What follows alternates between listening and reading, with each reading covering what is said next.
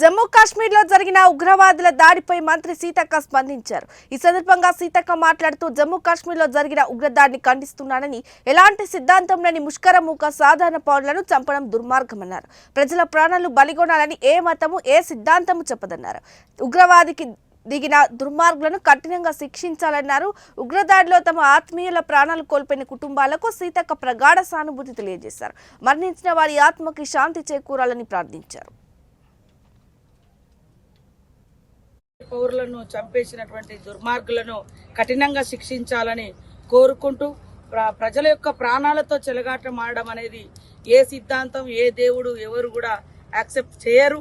కాబట్టి ఈరోజు సిద్ధాంతాలు విధి విధానాలు ఒక పౌర సమాజం పట్ల కనీసం ఒక మానవత్వం లేనటువంటి వాళ్ళు ఏ డిమాండ్లకు కూడా వాళ్ళు సరైనటువంటి వ్యక్తులు కాదు. తీవ్రంగా ఖండిస్తా ఉన్నాం. చనిపోయినటువంటి కుటుంబ సభ్యులకు మరి సానుభూతి తెలియజేస్తూ చనిపోయినటువంటి ఆ సోదరి మనులకు వారికి ఆత్మశాంతి కలగాలని మనస్ఫూర్తిగా దేవుణ్ణి ప్రార్థిస్తాం.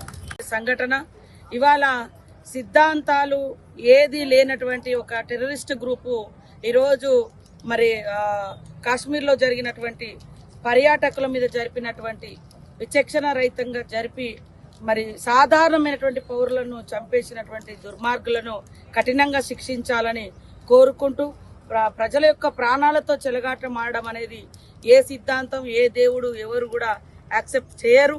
కాబట్టి ఈరోజు సిద్ధాంతాలు విధి విధానాలు ఒక పౌర సమాజం పట్ల కనీసం ఒక మానవత్వం లేనటువంటి వాళ్ళు ఏ డిమాండ్లకు కూడా వాళ్ళు సరైనటువంటి వ్యక్తులు కాదు. తీవ్రంగా ఖండిస్తాం.